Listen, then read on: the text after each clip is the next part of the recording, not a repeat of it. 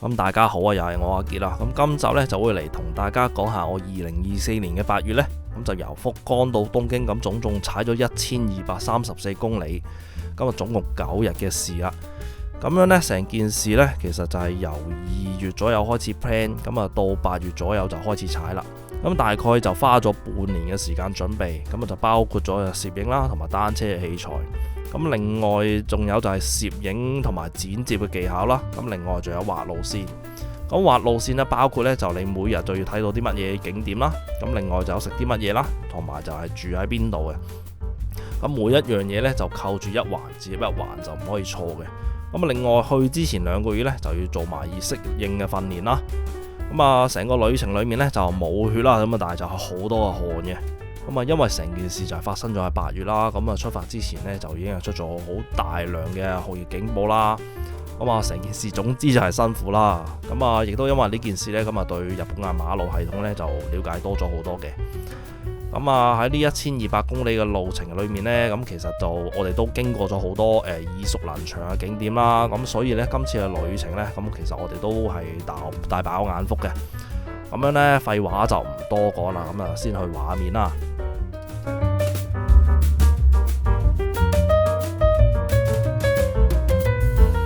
咁今日呢係第一日啦，咁樣呢，就今日嘅路線呢就會由福岡出發啦。咁啊一起步呢，就先參觀真言寺，之後呢就會沿住國道3號咁一直踩去九州，咁就喺嗰度食咗個飯先啦。咁之後呢，就會去小倉城參觀，然後到下關，再沿住國道2號呢，直接踩到去新山口落腳，咁啊總共就148公里嘅。呢個就係日式早餐啦。包沙律同埋呢個麵豉湯。咁啊一開始就喺酒店食咗個早餐先啦。咁人哋嘅早餐呢，就係個 pattern 呢，就係食飯啦。咁啊會通常今晚味噌湯。咁啊嚟緊踩更多日呢，咁早餐都會差唔多咁樣樣噶啦。係啊，次次都要咁樣攬上車，呢下係最辛苦。我可以攬後面嘅，但係好似會踢到嘢。勉強。如果我踩足全日嘅話，跟住可能會咁鬧一鬧會抽筋咯。係啊。哎呀，痛啊！嚟，我近前啲。OK，行得。順風啊！係順風。小心，最緊要小心。唔係喎，踩1點幾 kg， 1.44 kg， 即刻景點喎。行啦，行到。前面轉左。係啊，全面轉左。我哋入完路線，影完相呢，咁啊，終於開始我哋嘅第一日嘅旅程啦。直去啊嘛！左邊個位再過啦，咁啊呢度個位再轉區。好，你跟我。好啊，我唔係好識行。我喺新宿咧見到啲單車。係咯。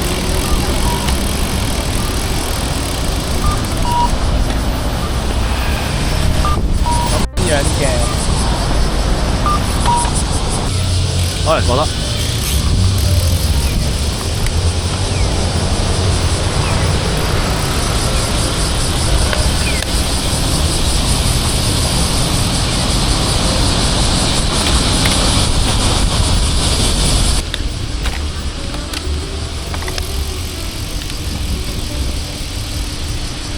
係發唔到個尾啊！個尾係好重。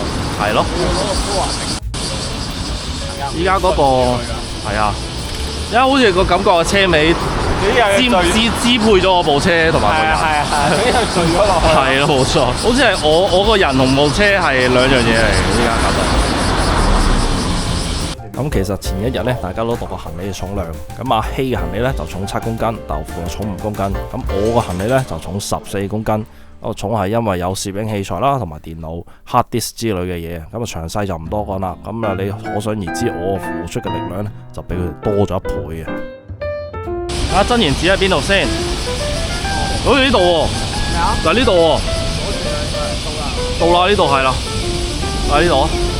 咁其實呢，就呢度叫做東長寺嘅，咁樣就係1200年前呢，僧空海玄法大師就喺中國大唐完成修行歸國之後呢，創建嘅第一座真言宗嘅寺院啊。咁樣呢，另外因為呢就抄翻路嘅時候呢，就抄錯咗，咁所以就淨係得呢啲畫面啦。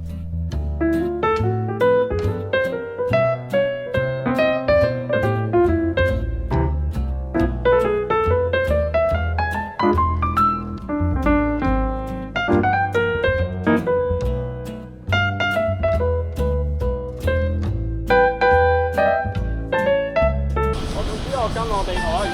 如果我又唔啱，你同我講啊。啱噶啦，啱啊！嗰條路線應該冇死嘅。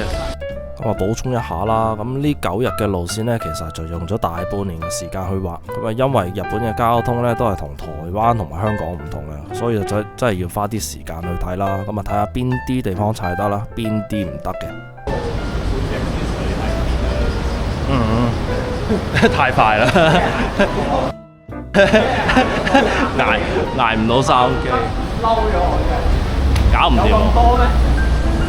係好撚熱啊！係。咁阿希諗住放個細水袋喺背脊上面咁啊涼下啦。咁但係8月嘅太陽曬兩嘢都變熱水啦，所以一啲用都冇啊！熱啦！身體好凍啊仲。射你。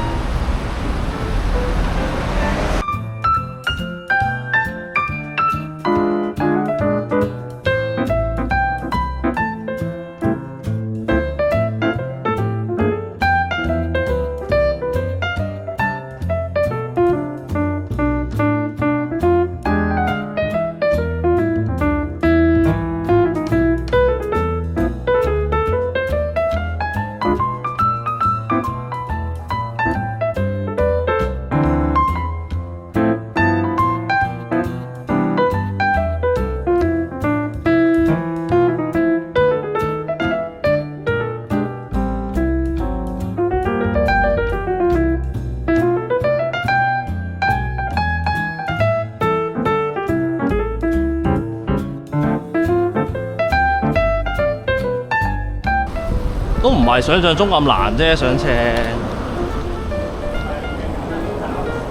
好輕鬆啫嘛。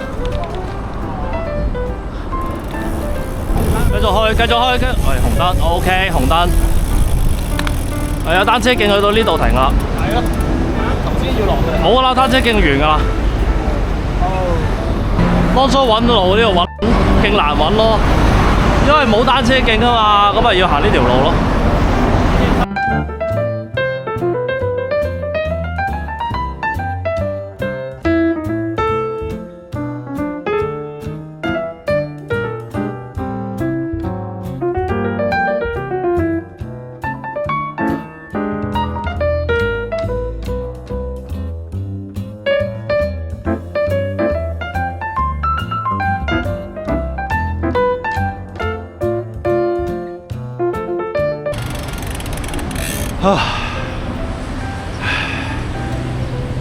20K 咋而家？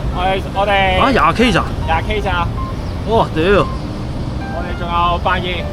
我哋有30K， 跟住又食lunch應該51K。等間補水咯，睇下使唔使補水咯。我就唔使。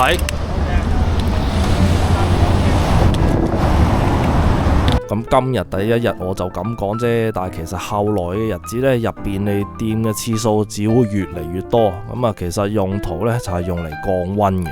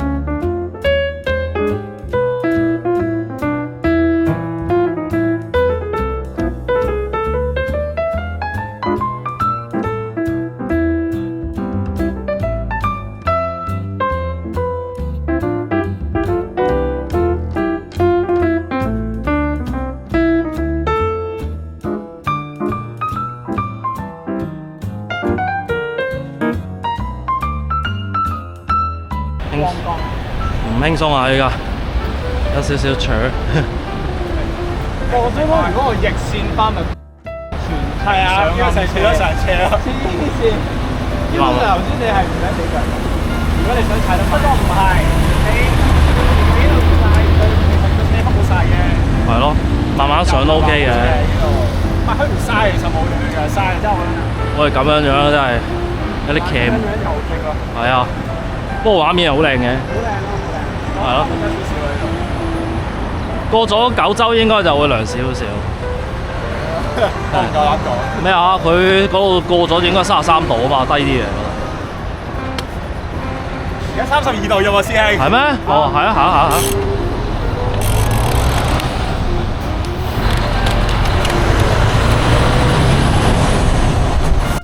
8月嘅日本呢，其實日頭呢個時間呢都仲係幾涼爽嘅。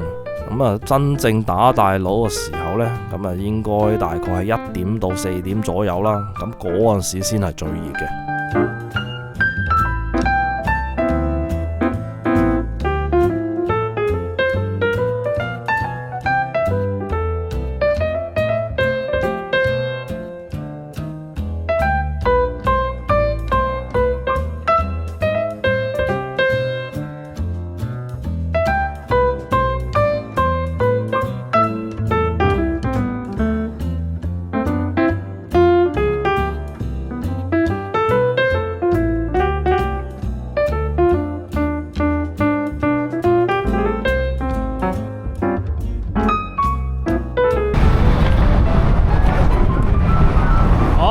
前面啊，應該係呢度係嘛？我係呢度。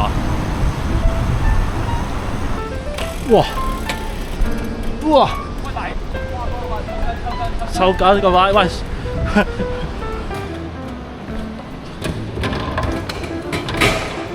哇！好的。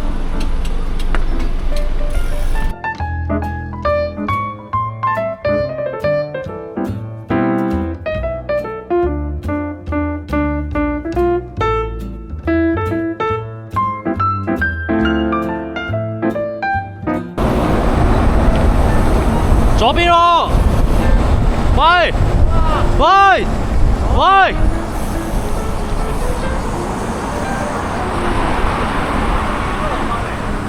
喂！前面落返嚟啊！喂！喂！呢度啊！我哋喺前面，我哋喺左邊行人路等佢咯。係啊，有個陰位啊嘛。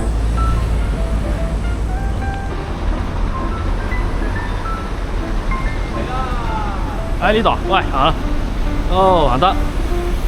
咁啊，先唔好笑豆腐住啊。咁啊，好老實啦，唔係個個踩車都要望住地圖踩嘅。咁所以之後幾日呢，我都好多地方係會行錯。咁另外嚟到呢度呢，咁我終於係話可以話係進入咗北九州嘅範圍啦。咁就離小倉城越嚟越近。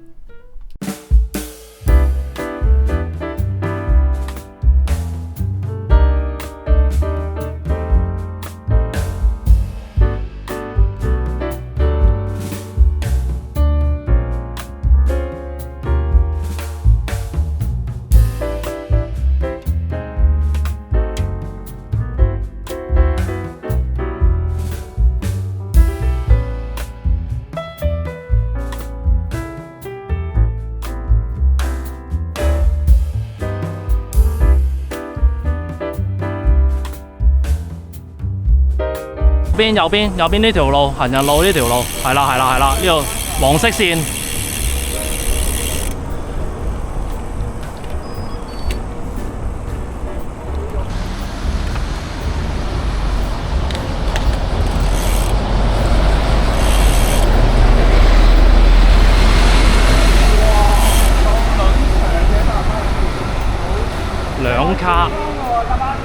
兩卡。BRT， 好，係時候揾到嘢食咗先啦，應該要就到。雲咯。係啊。麥當勞咯。麥當勞。OK 喎。右邊就有間麥當勞。前面。我哋要揾個地方停。最前嗰位咯。阿希，你第一條。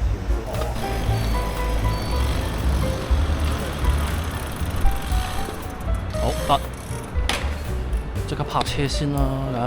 咁樣揾嚟揾去，最後尾大家都決定咗去食壽司。咁跟住呢，我哋就特登走咗2公里回頭路呢，就去呢間庫華度食。咁啊，壽司種類好多，咁啊都食咗人生第一次嘅河豚啊！咁啊，風味特別到呢，阿希之後都一直提起呢樣嘢添啊。食飽就起步啦。行きましょう。行きましょう。咁啊，其實食飯嘅地點同小倉城只係差幾公里嘅距離，咁所以冇兩嘢就到咗我哋嘅地點啊！咁一開始見到呢個呢，就係白板神社，白板神社呢，就喺小倉城嘅旁邊，亦都可以稱呼呢度呢，其實叫做係小倉嘅寺院啊！嚟啦，到 ，yes， 喺度影張咯。係啊，要影一張，跟住行入去。行入去就係小倉城。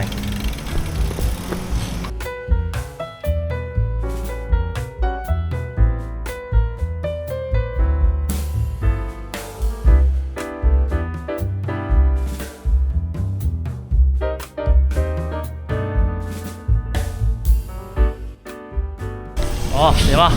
得啦，呢度夠啦，係咪？啊，我呢度啊，喂，呢度睇下。咁樣喺白板神社過去小倉城嗰度呢，見到好多樓梯呢，就唔對路喎，咁所以之後都係跟翻之前畫嘅路線去行啦。咁所以有咩事都係跟路線行係最好嘅。其實好多日本嘅城呢，都係呢起喺啲高位嘅，咁啊但係好彩呢，大部分呢都好易揾到斜路，咁就唔係樓梯上啦。咁我哋就踩咗條好斜嘅斜路呢，咁啊到咗小倉城呢度啦。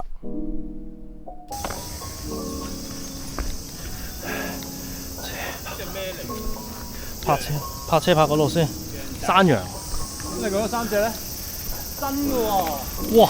真喎！貓頭鷹同埋貓頭鷹同鷹喎。OK 喎，幾好喎。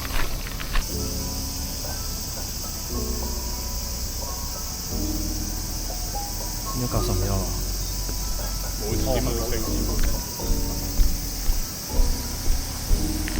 咁啊，其實嗰啲動物呢都係呢個女人嘅。咁啊，如果要同啲動物影相呢，就要收錢。咁我哋冇咩時間，所以冇影到啦。咁我哋自拍嘅時候呢，就拖住隻蜥蜴咧喺我哋前面行嚟行去。咁啊，冇兩嘢影完相呢，我哋就走啦。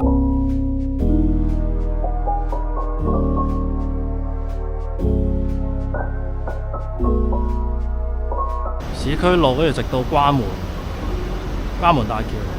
關門大橋。係啊。即係要俾錢嗰個咩？200幾英。係咯，是但啦。但我見嗰條橋係上號唔係下，即係唔係行。我哋行隧道喎。行隧道。係啊，唔到上面行唔到噶嘛。即係唔係。上面係高速公路嚟。即係唔係橋嚟。唔係，都係橋嚟嘅。不過下面啦。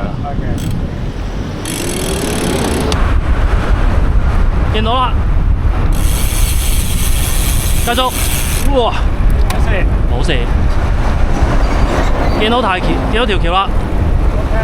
咁啊，關門大橋啦，係一條非常大嘅跨海大橋嚟嘅。咁啊，距離呢度10公里都望到。咁另外去呢度嘅時間呢，大概係下午2點左右啦。咁啊，氣温就係全日嘅最高點啊。咁我開始頂唔順啦。咁啊，喺香港練幾耐呢？呢度都唔會習慣到。咁啊，而家踩下心口劇痛。我對佢又俾唔到力喎，咁所以安全起見呢，咁我都係同佢哋講揾個地方坐先，等個心跳落返嚟先再出發啦。喂，揾個地方飲個嘢好喎。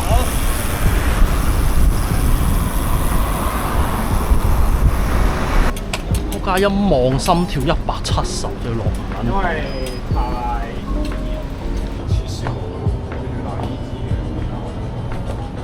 咦，有冰㗎。咁啊，因為其實第一日咧都冇諗過日本嘅熱呢，就唔係香港所感受到嘅嗰種熱嚟嘅。咁啊，以為自己頂到，咁啊，最後尾都係輸咗。咁樣喺便利店嘅時候呢，咁啊，自然就會開始會揾方法咁啊去應付呢種熱力啦。咁我當時都未認真諗點應付啊，咁所以就喺便利店呢，求其買咗支寶礦力呢，就塞喺背脊就算啦。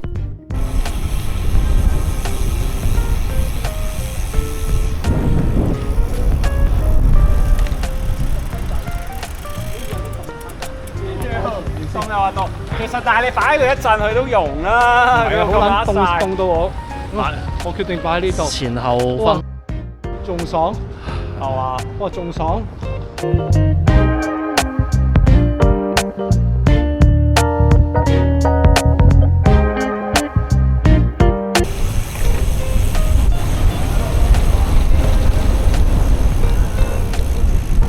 喂，呢度啊！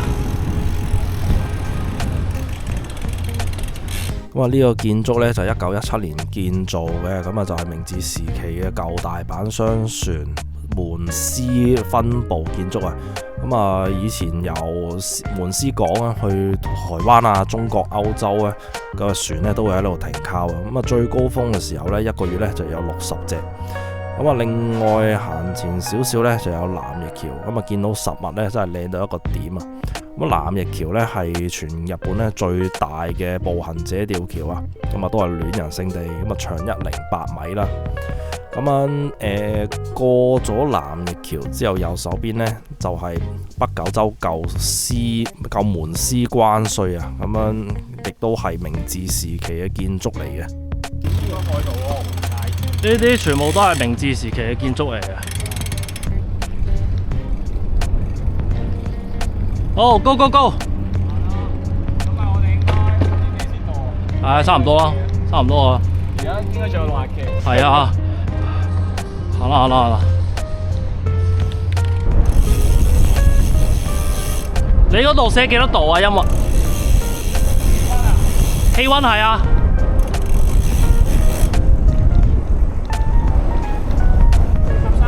43？係啊。Shit！ 咁啊，40度以上其實係人類會中暑嘅温度嚟嘅。咁啊，捱到嗰下，我覺得都算係咁啦。咁啊，豆腐本身住喺日本噶嘛，適應咗，咁唔使踩好遠呢，就到關門大橋。咁下面呢，就有條隧道呢，咁就可以好安全咁過海。咁啊，缺點呢，就係唔俾踩單車啦。到啦，喂！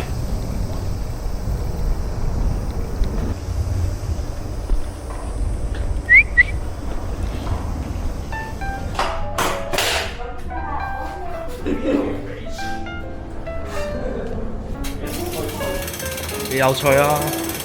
唔係踩單車，其實你根本上你過唔到嚟咯。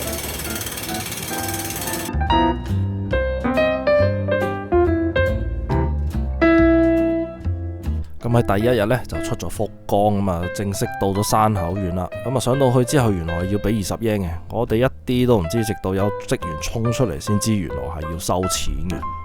4啊，2K 到啦，我覺得。哇！4啊，我啱先係 F4 咗 ，F4 好快啊！哇，對面呢個都係景點嚟嘅，歷史景點。係啊。去對面炮台啊！嗰個炮台有歷史。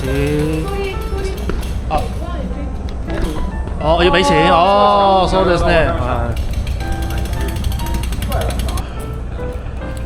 幾錢啊？20 yen 一個人係啊。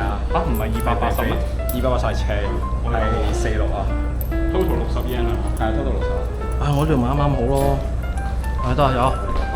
唉，即係搞掂。即係30蚊。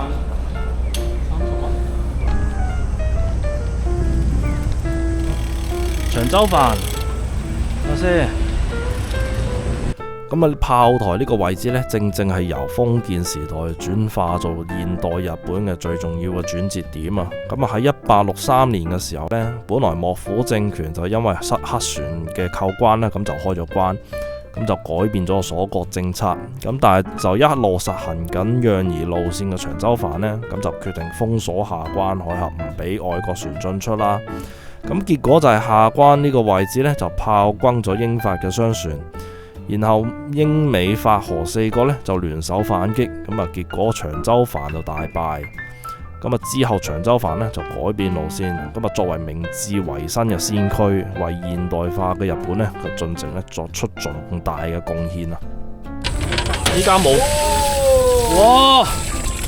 哇！咁呢個又係咩料啊？哇！呢個上肺㗎呢個。飲得㗎，飲得㗎。飲得㗎，我攞嚟洗手添。咁幫我攞洗手。入去。做咩？我想問呢條叫咩名啊？呢條叫下咩啊？下關門大橋，關門喺嗰度，關門啊嘛，嗰個關門啊嘛。咩？Kemon，石 Kemon Diamond。其實人哋咧係一條好普通嘅橋，不過我哋就係一個好特別嘅橋啦。好啦，唔通。唔好拖時間。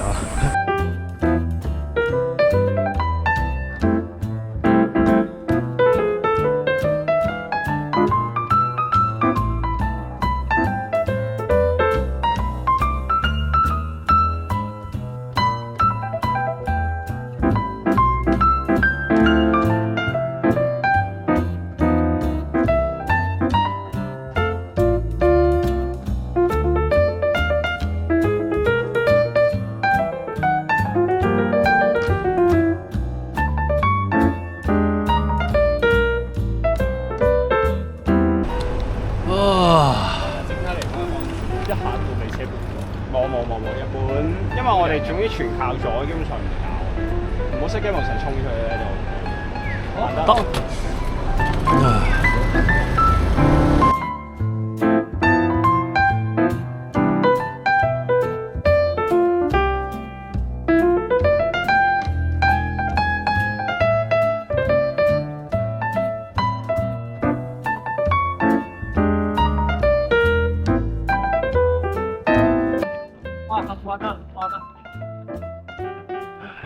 咁啊，其實到咗下晝嘅時間呢，因為氣温高到真係有啲過分，咁啊熱到心口呢又再痛過，咁啊再者位置又係近郊嘅地方啦，咁啊見到羅神呢，就諗都唔諗就衝咗入去先啦。呢個冰嚟㗎，你真住整個冰袋喎呢個，咁你哋冰嘢喺後面都可以慢慢用啊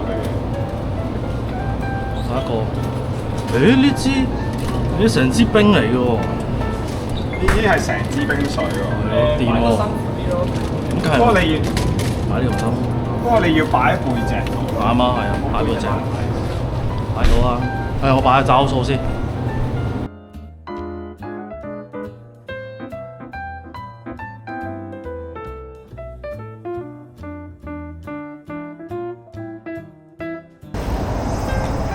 好，覺得。哎呀，你又要睇啊？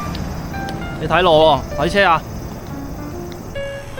哇！背脊好爽啊！啊，涼爽，好似係冰火咁。係咯，冇錯。我右側邊咧就係冰火嘅圍住，係啦。而家咧就係涼浸浸。啊，爽幾多？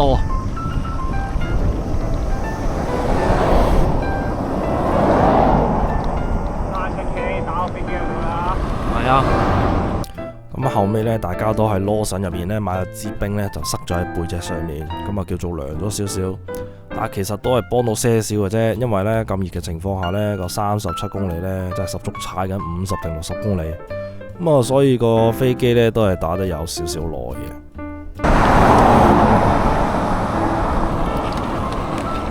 哇！嚟啊！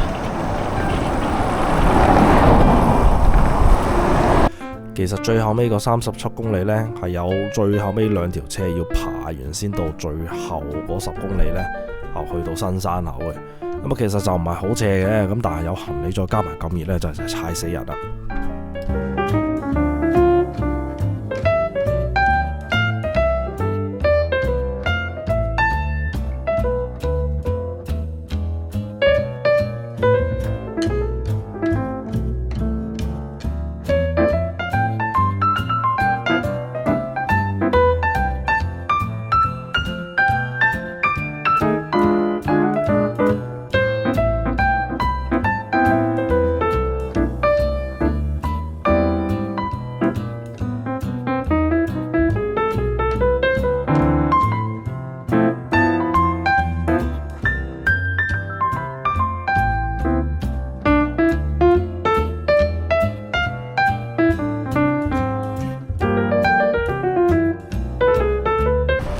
有大車，20 K， 10幾 K 啊嘛，咩啊？10幾啊嘛，138啊嘛，冇少啲咯。冇138 cut 咗你嘅133咯，因為頭先有啲位冇。係啊，要去上山啦，一座山跟住2座山搞掂。而家118咯，我當你133係單程車咯。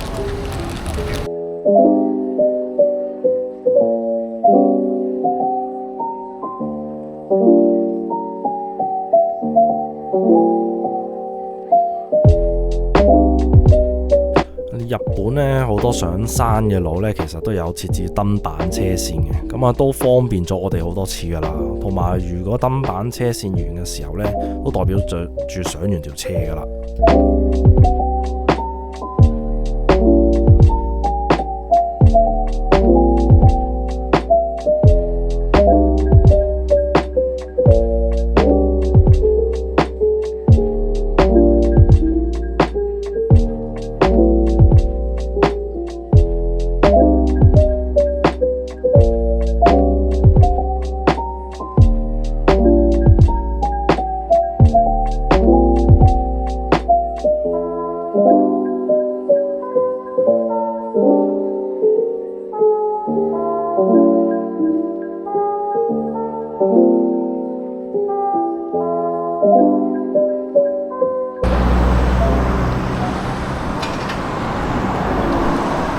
繼續。咁啊，跟住呢，就越踩就越攰，咁樣個人呢個散熱能力呢都會越嚟越差，因為結果心口又痛過，咁就要喺度休息幾分鐘，等心跳落咗呢先可以繼續啦。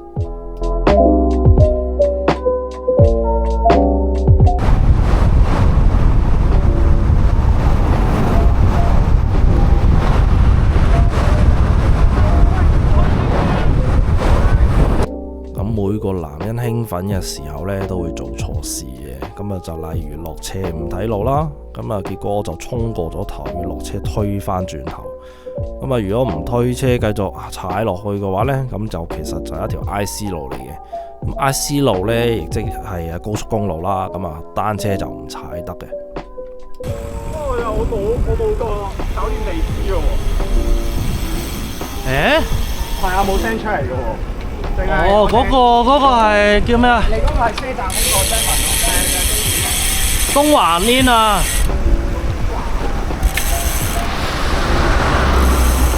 其實我哋就係每一日嘅前一晚呢，咁就去預訂酒店嘅。咁啊事前呢，只有一個大概位置俾自己去揾啦，例如係車站附近。咁啊好處就係以防中途出咩事呢，咁就有啲彈性咁俾我哋做安排啦，例如改路線之類嘅。我諗過呢，聽日呢其實可以咁嘅。朝頭早咧，大家食飽少少，咁之後咧，中間如果真係都肚餓咧，或者去便利店買啲飯食之類之類。總之我哋捱到1點先食飯。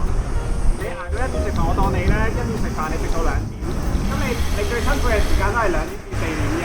係啊。即係起碼你將辛苦嘅時間縮，即係最買得最金嘅時間你縮短咗。啱啊，係啊。係啦，咁有道理。咁係唔使中間停咗咁多次，唔使咁辛苦咯。佢最熱嗰啲 moment，我哋盡量可以 pass 晒。係啊。但係我哋可以下次個 pattern 就係我哋唔好11點幾食飯。係咯。就11點幾都未話最辛苦啊嘛。你起碼一定係1點後打我先最辛苦。咁咪1點去食飯咯，剩1個鐘飯。有道理。因為2點鐘先辛苦。係咯，有道理啊。而家要諗咧點樣逃避個太陽。你頭先就係43度。仲熱啲，呢度涼啲㗎啦。係因為曬到面撚咗翼啫。咁啊，結果之後呢，大概都係呢下晝1點左右先食飯啦。咁但係其實我想講幫唔到好多，因為其實最熱係1點到5點左右，2點打後西斜，咁啊啲太陽仲要集中曬喺一個位置，咁啊都幾難頂。咁啊不過有幫助都好過冇嘅。我暫時係 Belly Up。啱啊，東華啦。咁我哋過對面啦。即刻快啲過去。哦，我哋10個鐘，喂，我哋10個路都踩完啦。好撚感動，好感動啊！